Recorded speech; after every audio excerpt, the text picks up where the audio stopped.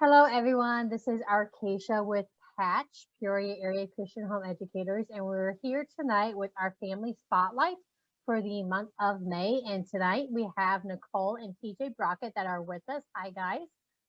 It's great to have you. For all those who have not heard yet, we've been doing this for almost a year now, this entire calendar year. We've been doing family spotlights, which is basically just an interview with a local homeschooling family, and they get to tell us about their homeschooling journey and their lifestyle and what works with them with their homeschooling journey and how much they love it and give us fresh ideas. So it's really been encouraging to get to know some different homeschooling families and some different homeschooling styles.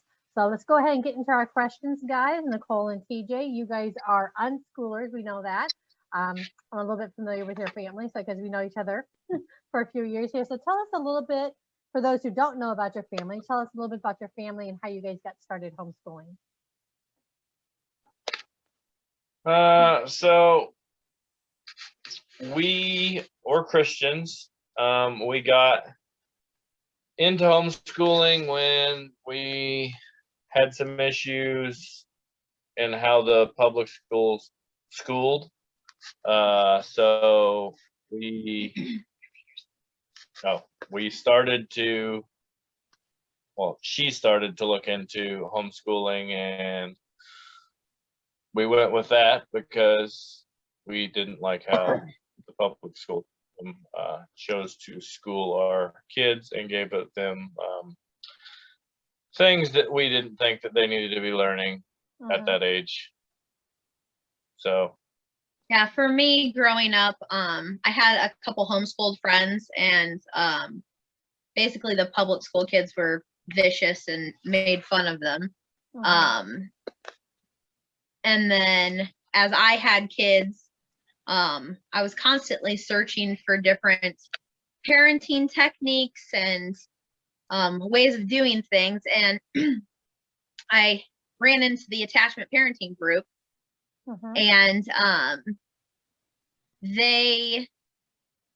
a lot of them are homeschoolers. And so they asked me if I homeschooled, and I was like, no, like, no, that's not for me. And so they're like, oh, okay. It wasn't a big deal or anything. And so my oldest he went to public school, and I just kept finding different things out about the public school system that I didn't like. And so I switched, like we'd move and we'd switch to another school system, and it was kind of like the same as far as the problems were concerned. And so we moved to the Chillicothe area, and I was like, I grew up in Chile, in the public school system. It's great. There's no problems with that one, And so I was homeroom parent, PTA mom, all that good stuff. And I was still researching homeschooling, and I just found more and more and more reasons to homeschool.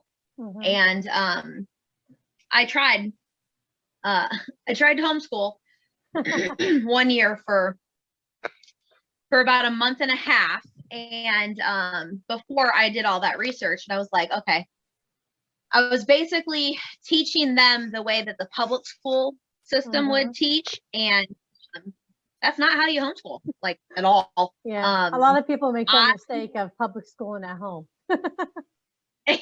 Yeah, it was bad. I mean, I felt like I was being tortured. I'm pretty sure my kids felt like they were being tortured, and we were all ready for them to go back into the public school system. So, but like I said, I just kept finding more and more reasons to homeschool.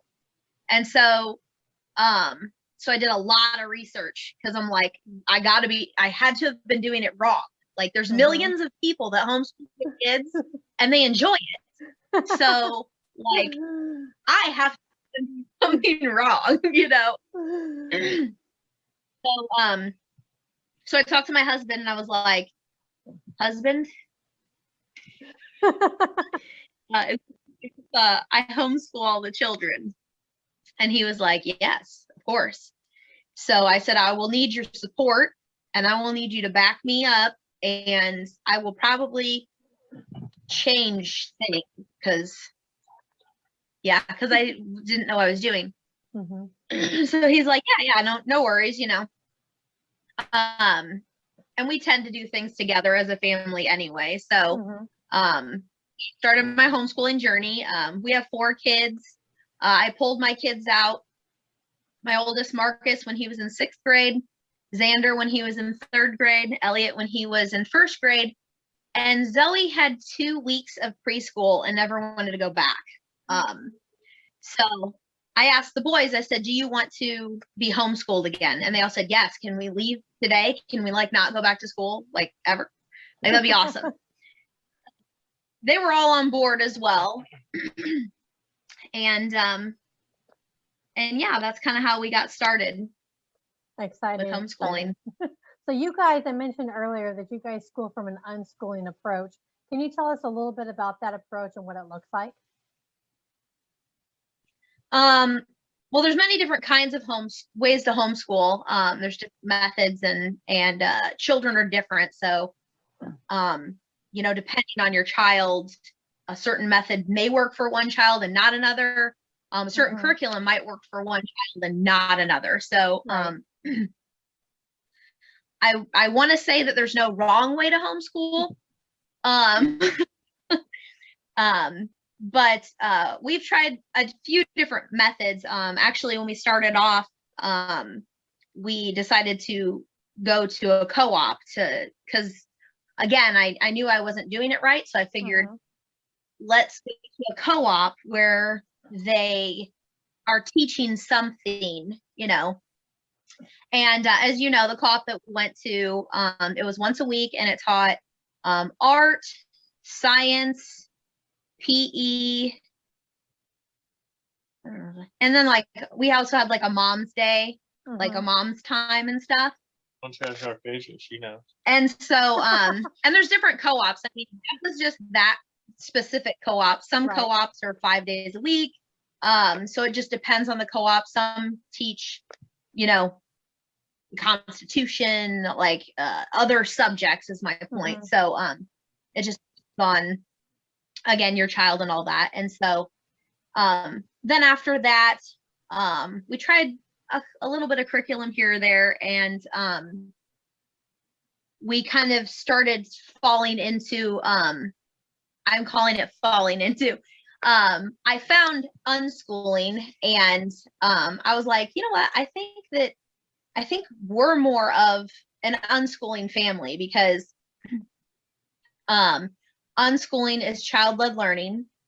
And that's kind of how we taught anyway. We talked to our kids and found out what their interests were and kind of just dug into it from there. Also, we're road schoolers. So he works during the summer months and then he gets laid off in the winter time. And so we can take that time to go travel around and look at different interesting things. So just depending on what the kid's interested in. So Marcus was really into wars and things like that, researching World War II and all of that. And so we went down to Tennessee and he got to check out some of the battlefields down there. And he really highly enjoyed that. We were there for many, many hours. So yeah, this upcoming year will be a little bit different for us because Elliot's in football and he will be a freshman this year. So Marcus has graduated homeschool, high school. He's graduated. Xander is technically a sophomore this year. Elliot is 8th grade and Zoe is a 5th grader if you're going by grades. As unschoolers, we don't go by that stuff, but when you're looking at extracurricular activities, they go by grades, not age. So it's kind of depending on the extracurricular activity that the kids are in. So because he wants to be in football next year and he'll be a freshman, he has to do that in the public school system. So if we go to IVC, if he goes to IVC, he will have to take 4 classes, and those classes can be in IVC or at ICC, which is the college courses. So Right. just depending on what classes he chooses, which he's already said there's certain ones that he does want to take. Mhm. He wants to take like German. Obviously, he wants to take driver's ed. He's been wanting to drive for a while. So that'll be interesting. It still is considered unschooling because it is still child-led learning. He's the Right. one that's choosing to go, and he's choosing the classes that he wants. And so it's still coming from a child-led learning unschooling approach. We are Right. academic unschoolers. We are not radical unschoolers. There's a whole spectrum of unschoolers. So depending on who you talk to, they may have a little bit of a different definition Right. as to what schooling is for their family. Right. So you guys already mentioned a little bit about how you've done some outside resources. You mentioned co-ops, you mentioned the school system. Are there any other outside extracurricular activities that you guys like to incorporate in your guys' homeschooling? Yes, I wrote them down because there's a lot. So TJ here has coached the boys in soccer, basketball, rugby, and football. The kids have also been in gymnastics, swim, competitive swim. Zoe currently does horseback riding. Depending on the child, they've been in Hosanna Homeschool Choir, robotics, Code Ninja. They've enjoyed vacation Bible schools and summer camps like at Little Galilee, Camp Wakanda. The Cedar Hills Baptist Church has some really neat ones that are just different, like spy camp and stuff. We've tried, there's different various co-ops. Obviously, we tried one our first year. My kids go to youth group, IVC Campus Live. My son's involved in PAPAS, which is Peoria Area Performance Arts. He does an acting class with them and plans on doing magical next year. My 2 oldest have been to homeschooling prom. I've also been on a few different boards and help run the Peoria Area Field Trip and Tour group, which we do different various tours with the kids, like the Honeybee Hive tour and National Guard tour of the National Guard, and just different ones.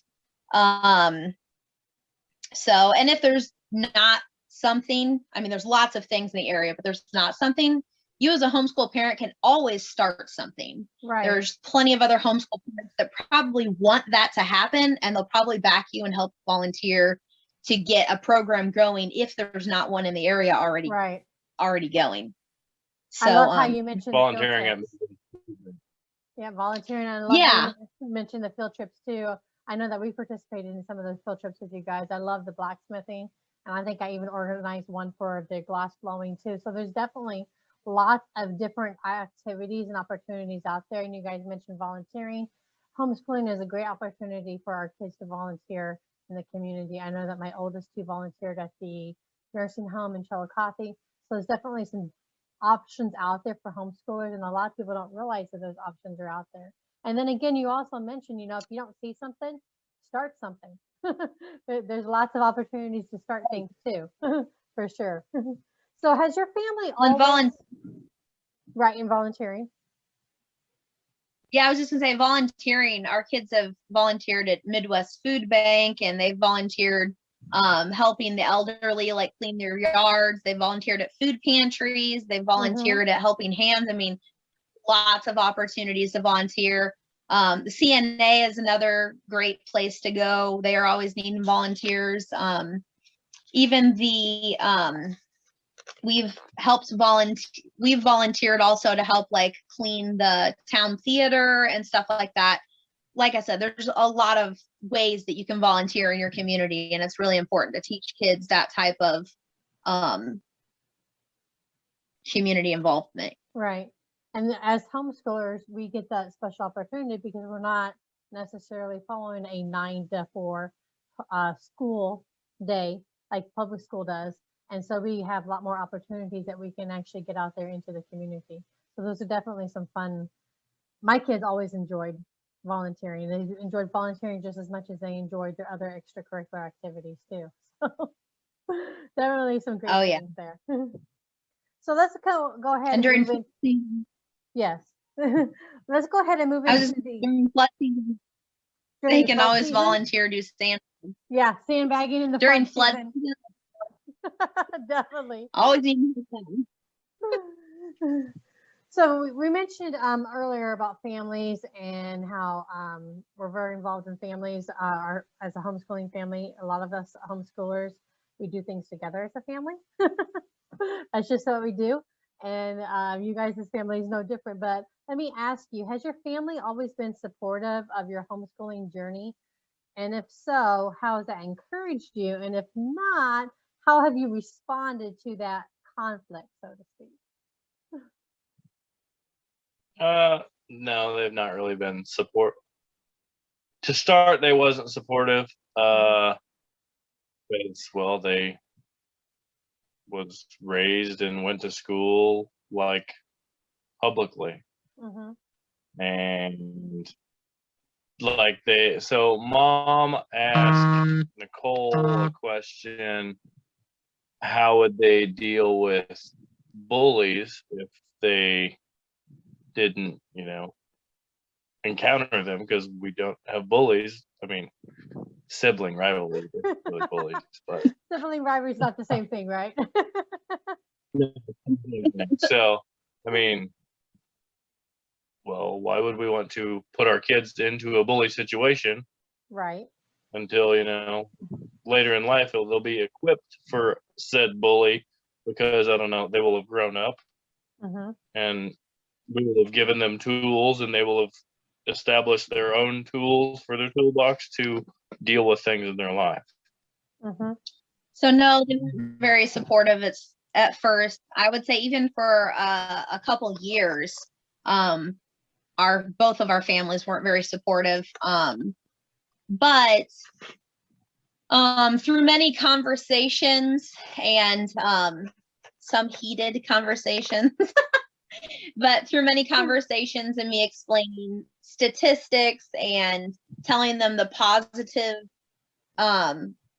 the positive side of homeschooling and the negatives, in my opinion, of the kids going to the public school, what happens to them and stuff in the school system. For my mom anyway, she decided to Google it and try to research it and stuff. And so when she did, she just found more positive reasons to homeschool. Mm-hmm. And so eventually she did get on board, and she apologized for saying the things that she did before, because she just didn't know. Right. She didn't even know homeschooling was an option. So so there's that. And then, when the pandemic hit and stuff, both sides of the family were very supportive of us homeschooling and happy that we were homeschooling prior to. Mm-hmm. There was a pandemic. Yeah. Oh, I didn't. It didn't really affect us very much. But yeah, so yeah, they ended up being pretty supportive at that point. And this last year, I actually talked to my mom about incorporating her in our schooling, so to speak. Mm-hmm. And so we do grandpa Wednesdays. And so we go out to their farm, and the kids will either help cook or bake with grandma, or they'll go help with the animals or farm tasks, cows and goats and different various creatures. So they'll help with all that, trees, whatever needs to be done out there. Mm-hmm. Creek stomps, that's their favorite. They really like going out to the creek and getting wet. So, but I mean, nothing can beat grandma's cooking. So Right. yeah, she's really enjoyed that. When we were road schooling this winter, when we went to Texas and Kansas and stuff, my mom's like, no, don't forget Wednesday. It's like, when you come back, you're gonna be here on Wednesday, right? And I was like, yeah. So we came back on a Sunday, and my mom's like, okay, so you're back now. So this Wednesday, you're gonna be at our house, right? So she's really enjoyed that time with the kids too. definitely did a whole 360-degree turn there, huh? About her feelings yeah. about homeschooling, and now she's enjoying it and actually being part of the homeschooling journey. It's nice that we can offer these kind of different experiences to our children. So what does a typical homeschool day look like in your guys' family? Typically, not typical. So I kind of thought about this because it's hard to define it for our family. A typical day would be my husband waking up and getting ready for work, and me telling him that I love him and have a good day, and him saying that he loves me and going to work, and then me getting up and working out and getting ready for the morning. And generally the boys, depending on the day, they're generally awake by that time. Elliot's been babysitting this whole school year in the morning, so he's been getting up at 6 a.m. and going to the neighbor's house and babysitting their 5-year-old and then coming back home. And so the kids do have chores because we're academic unschoolers, not radical unschoolers. With radical unschooling, the kids do whatever they do. So I mean, it's dishes and laundry. It's not like, you know. Right. So Elliot will come home and do the dishes, and then he'll normally, depending on the day, he'll work out, and then he does whatever he does. So that could be talking to a friend or getting on, digging into a certain subject. He's interested in being a paramedic or a cardiologist, so he's done a little bit of research on that. So yeah, Zoe, she likes to sleep in, so I try to get her up by 10 a.m. to get her awake and started for the day. So yeah, we just kind of roll into the day, and some days are scheduled. We do hikes on certain days. Zoe has horseback riding on some days. Elliot has his acting class. Both boys have jobs, so again, depending on the day, they may be going to work. So they'll be involved in some of the cooking and stuff. Yeah, so there's not really a typical day. Definitely a very typical relaxed. Yeah, definitely a very relaxed atmosphere, not so rigid, and you just kind of go with the flow and move into your next thing that you're going to be doing. Which is the great thing about homeschooling, is that it can be a very relaxing atmosphere too. So as we're wrapping up here, what would be one piece of advice that you would give to another homeschooling family?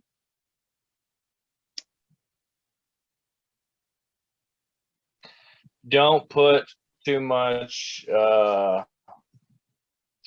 restraint, or not restraint, wrong word. Pressure. Don't put too much pressure on your kids to like be a doctor or be a lawyer. Just let them learn at their own pace. Let them learn sort of what they want to learn, except for the things that they don't want to learn. You still got to teach them to them.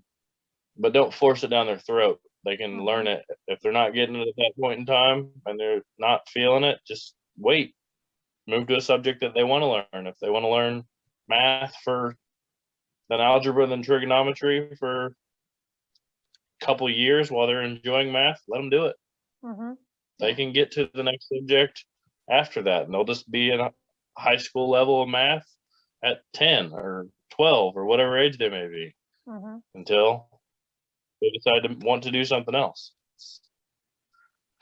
That's the beauty of homeschooling, unschooling, is you're not restrained by the laws of schooling, public schooling, or the government. I guess you're, depending where you are restrained by the government, but here in Illinois, we're not. So my advice would be, don't compare your child to any other child, including their siblings. They're a unique individual, and it's okay. There is no behind, there is no ahead. There is only your child and where they want to be. So that's, I think, talking about the pressure. So don't worry. And that's going to be hard for every mother because I worry as well. Mhm. But you got to just kind of bring it back and ground yourself and go, Yeah. why am I worrying? My kid does not need to know anything. They're a child. Mhm. Like, I am taking care of all of their needs. So there's nothing they need to know. Now, if they want to know it, then that is great. Let's teach them and teach them and teach them. Kids are curious. They want to dig in and dig in hard to things when they're interested, and they're going to learn so much when they're interested. If you're trying to make them learn something they don't want to learn, they're not going to learn it. They're going Right. to learn enough to get you to move on and stop talking about it. And then they're probably going to forget. So, And you're going to you end up know. being frustrated in the process. Yes. So, and no matter what anybody thinks or says, you are doing what is best for your child. So just keep on going, keep on moving forward, because there's no other direction to go. So I love that. I love those great encouraging thoughts about the no pressure, not pressuring your children. That's something that as parents we kind of sometimes make the mistake of doing, is putting a lot of pressure on our children. And then the fact that you also mentioned not comparing them, and especially not comparing them to their siblings also, that they are individual children and that they work at their own pace and they love their own different things, and to take hold of that and to blossom that, so to speak, in their homeschooling journey. So those are some great thoughts and some great encouragement, guys. Thank you very much for sitting down with us tonight and giving us a little peek into your homeschooling journey. Again, I am with TJ and Nicole Brockett, and this is Patch's Family Spotlight for the month of May. If you guys want to be a Patch Family Spotlight member, you can actually contact us through Facebook or through email. There we go. Patch. There we go. So you can contact us through Facebook or you can contact us through email, and we would love to sit down and get to know your guys' homeschooling family here. So thank you guys. Thank you for joining us tonight, and we appreciate it, and we look forward to hearing more about your guys' family later on. thank you for asking us. Thank you. Have a good night. Have a good night.